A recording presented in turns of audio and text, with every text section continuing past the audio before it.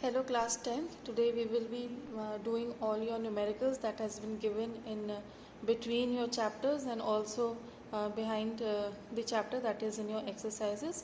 तो अभी हम in text questions करेंगे. It is on your page number 168.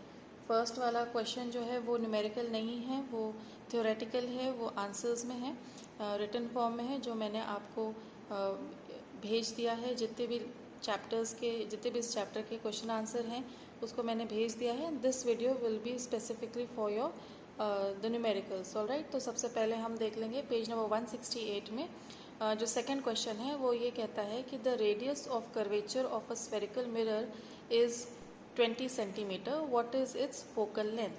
ठीक है, तो एक स्फेरिकल मिरर है, हमको नहीं बताया है कि वो कॉन्वेक्स है कि कॉन्केव है. It's just a plain spherical mirror. तो हम यहाँ पर एग्जाम्पल के तौर पे कॉन्केव मिरर ले लेते हैं. ठीक है, एंड इसका ये प्रिंसिपल एक्सिस है, प्रिंसिपल एक्सिस का ये पोल है. ओके, और यहीं से हम सारे मेजरमेंट्स को डिफाइन करते हैं और उसको मेजर करते हैं. तो यहाँ पर क्योंकि स्फेरिकल मिरर है और इसकी जो वैल्यू है ये पॉजिटिव दी गई है, तो वी आर अज्यूमिंग कि जो इमेज है वो कहाँ बन रही है, यहाँ बन रही है. ठीक है, तो स्फेरिकल मिरर है और उसमें पॉजिटिव नेगेटिव कुछ नहीं दिया है, तो this is just a neutral example and numerical. तो यहाँ पर हम ये देख लेंगे कि जो रेडियस होता है वो क्या है. फॉर एग्जाम्पल ये फोकस है और ये पोल है, इन दोनों के बीच का क्या है, ये फोकल लेंथ है. फोकस से पोल के बीच का जो हिस्सा होता है वो फोकल लेंथ होता है, और यहाँ पर हमारा सेंटर ऑफ कर्वेचर होता है. ठीक है, तो सेंटर ऑफ कर्वेचर से पोल तक के डिस्टेंस को हम क्या बोलते हैं, रेडियस बोलते हैं. ठीक है, तो ये जो रेडियस है from the centre of curvature to pole, उससे वो कितना है, उसका मेजरमेंट 20 सेंटीमीटर है. हमें उसका फोकल लेंथ निकालना है. तो फोकल लेंथ यहाँ पे जो एक प्रॉपर एक फॉर्मूला दिया हुआ है वो है radius is always equals to twice of the focal length. ठीक है, ऑब्वियसली आप यहाँ देख सकते हैं कि जितना भी रेडियस होगा उसका हाफ फोकल लेंथ होगा, यानी कि radius twice of the focal length. दो फोकल लेंथ होंगे तब जाके एक रेडियस बनता है. ठीक है, तो यहाँ पे हम वैल्यू पुट कर देंगे, आर के नीचे हम 20 लिख देंगे एंड 2f. और अगर हमको फोकल लेंथ निकालना है तो हम उसको इस तरफ ले आएंगे, लेफ्ट हैंड साइड ले आएंगे. Then 20/2 is 10. तो यहाँ पर आंसर आपका आया 10 सेंटीमीटर. ठीक है, तो ये बहुत ही सिंपल सा फॉर्मूला है जो अक्सर हमको न्यूमेरिकल्स में पूछा जाता है, and it helps us in identifying either the value of radius और the value of focal length. Next question है that is on page number 171. इसमें यह दिया हुआ है, find the focal length of a convex mirror whose radius of curvature is 32 centimetre. ठीक है, तो यहाँ पे रेडियस हमको दिया हुआ है 32 सेंटीमीटर. रेडियस मतलब कि सेंटर ऑफ कर्वेचर से पोल तक के डिस्टेंस को हम क्या बोलते हैं, रेडियस बोलते हैं, और उसको दिया हुआ है हमारा 32 सेंटीमीटर. और उसका हमको क्या निकालना है, फोकल लेंथ निकालना है. सेम जैसा हमने पहले किया था वो अभी भी करेंगे. Radius is equals to 32 centimetre, radius is equals to 2f यानी twice of the focal length. हमने यहाँ वैल्यू पुट कर दी रेडियस की 32, 2f, और f को अगर हम यहाँ पर लेफ्ट हैंड साइड में ले आएंगे तो it will be 32/2. That will be coming as focal length is equals to 16 centimetre. ठीक है, नेक्स्ट क्वेश्चन है हमारा उसी पेज का. A concave mirror produces 3 times magnified real image of an object placed at 10 centimeter in front of it. Where is the image located? यहाँ पर अब spherical mirror है लेकिन स्पेसिफाई कर दिया गया है कि हमें कॉन्केव मिरर दिया गया है, एंड कॉन्केव मिरर में जहाँ भी ऑब्जेक्ट रखा है 10 centimetre in front of it. और अगर ऑब्जेक्ट रखा है कॉन्केव मिरर में तो वो कितनी बड़ी इमेज प्रोड्यूस कर रहा है, it is producing 3 times magnified real image, यानी कि जितनी इमेज है उससे 3 गुना बड़ा वो इमेज, जितने बड़ा ऑब्जेक्ट है उससे 3 गुना बड़ी इमेज वो प्रोड्यूस कर रहा है इन फ्रंट ऑफ इट. तो हमें ये पता लगाना है कि इमेज कहाँ लोकेटेड है. इमेज मिरर के पीछे बन रही है या इमेज मिरर के सामने बन रही है. ठीक है, तो हमको यहाँ पर एक वैल्यू दी हुई है दैट इज 10 सेंटीमीटर. तो यहाँ पर हमको मैग्निफिकेशन का फॉर्मूला लगाना पड़ेगा।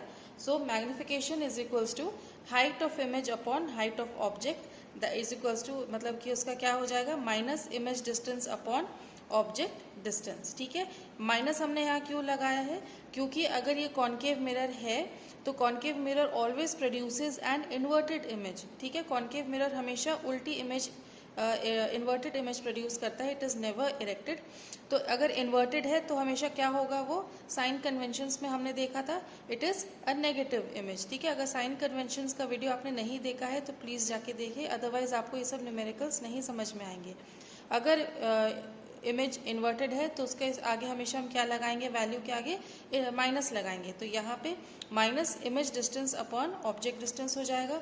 तो इसको अगर हम शॉर्ट फॉर्म में लिखना मांगे तो क्या होगा, m is equals to height of the image upon height of the object equals to, हम इमेज को हमेशा किससे डिनोट करते हैं, u से, और ऑब्जेक्ट को हम हमेशा किससे डिनोट करते हैं, v से।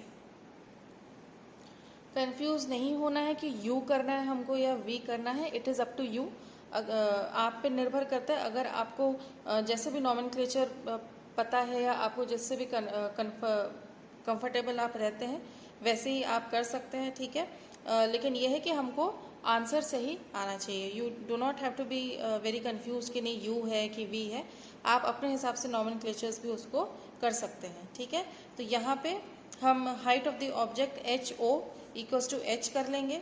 ठीक है, ताकि हम प्रॉपरली उसको फॉर्मुलेट कर सकें, अच्छे से उसमें फॉर्मूले में डाल सकें। और क्योंकि height of the object h है तो हाइट ऑफ द इमेज क्या होगी, उसकी 3 टाइम्स ज़्यादा होगी।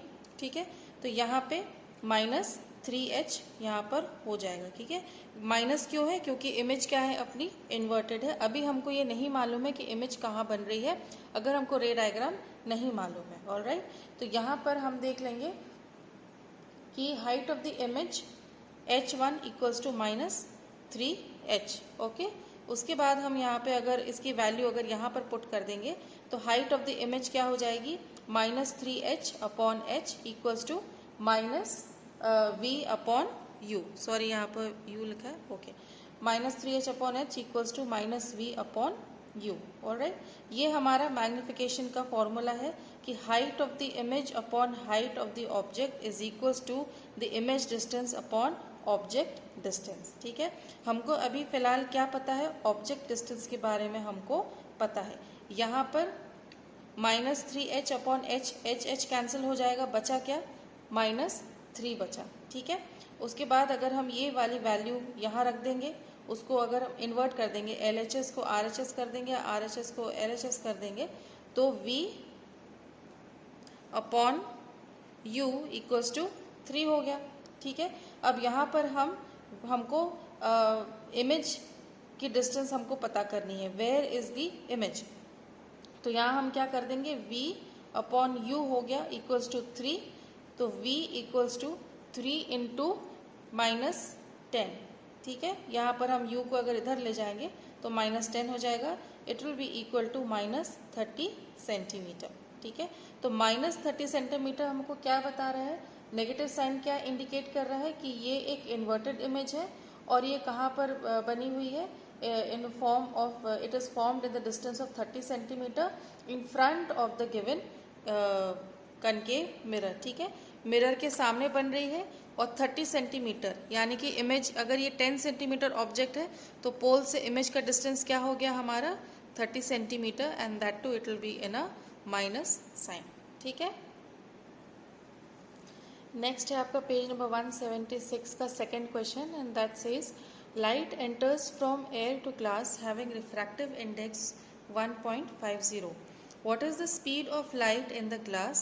The speed of light in vacuum is 3 into 10 to the power 8 metre पर सेकेंड। ठीक है, तो यहाँ पर एक हमको ग्लास स्लैब दिया हुआ है और उसका रिफ्रैक्टिव इंडेक्स हमारा क्या है। फॉर एग्जांपल ये लाइट आ रही है, ये रिफ्रैक्टिव नॉर्मल है। ठीक है, ये लाइट आ रही है और ये टूवर्ड्स द नॉर्मल बेंड कर रही है, तो इसका जो रिफ्रैक्टिव इंडेक्स है वो कितना है, 1.50 है। ठीक है, और ये जब इतना यहाँ पर ये बेंड कर रही है मीडियम में, और हमको ये पता लगाना है कि स्पीड ऑफ लाइट ग्लास में क्या है। जब ये ray of light glass medium में एंटर करती है और यहाँ पर बाहर चली जाती है, तो यहाँ एंटर करने से बाहर जाने में उसकी स्पीड क्या है, ठीक है। हमको ये मालूम है कि वैक्यूम में जो लाइट ट्रैवल करती है उसकी एक यूनिवर्सल स्पीड है, दैट इज 3 × 10⁸ मीटर पर सेकेंड।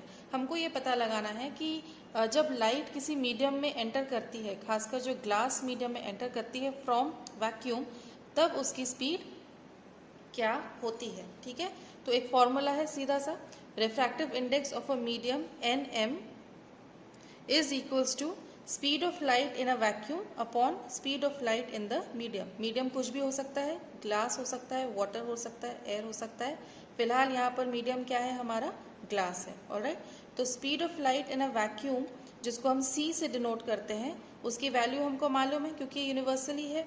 इसको अगर न्यूमेरिकल में नहीं भी दिया है तो speed of light in a vacuum और air it will always be 3 × 10⁸ metre पर सेकेंड, ऑलराइट। और यहाँ पर हमको एक चीज़ की और वैल्यू दी है, that is the refractive index of glass, जिसको हम किससे डिनोट करते हैं, NG से डिनोट करते हैं, और उसकी वैल्यू हमको क्या दी है, 150 दी हुई है। हमको पता लगाना है स्पीड ऑफ लाइट। तो स्पीड ऑफ लाइट को अगर हम यहाँ ले जाएंगे तो यहाँ फॉर्मूला कैसे बन जाएगा, speed of light in the glass which we denote as V is equals to speed of light in vacuum upon refractive index of glass, ठीक है। हम इसकी डिनोट जो उसका नॉमेनक्लेचर उसको कैसे हम लिख देंगे, speed of light in a vacuum हम कैसे लिखते हैं, C, और refractive index of the glass को हम कैसे लिखते हैं, NG, ठीक है।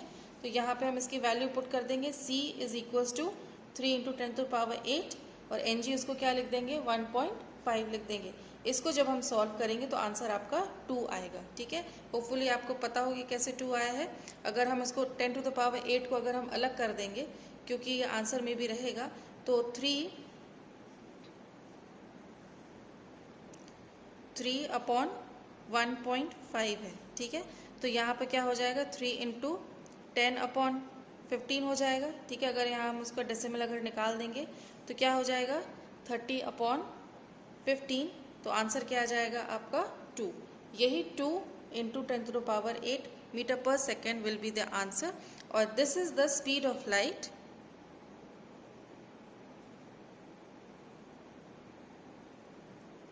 इन द ग्लास,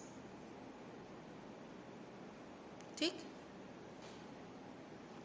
नेक्स्ट है हमारा पेज नंबर 184 का थर्ड वाला, find the power of a concave lens of focal length 2 metre, ठीक है।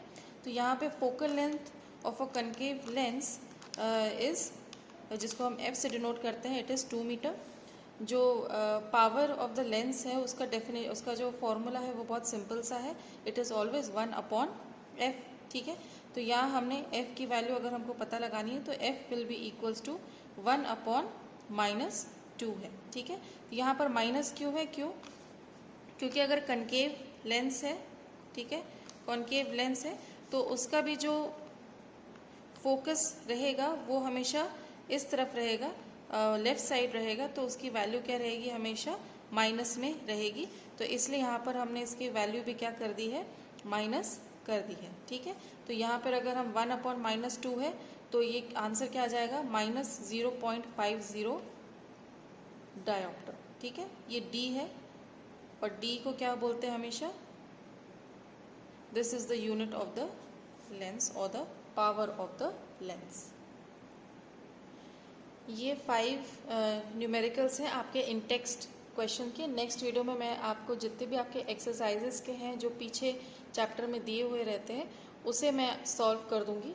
अभी ये फ़िलहाल 5 इन टेक्स्ट न्यूमेरिकल्स हैं जो आपको सॉल्व करने हैं, and you have to write it in your notebook and upload it in the classroom. ये मैंडेटरी है, ज़रूरी है, इसलिए आप उसको समझ के लिख के उसको आप अपलोड करें, एंड उसे आप अपलोड करने के बाद अगर आपको कुछ समझ में आता है कि कोई डिफ़िकल्टी है, कोई डाउट है, then do let me know in the comment section.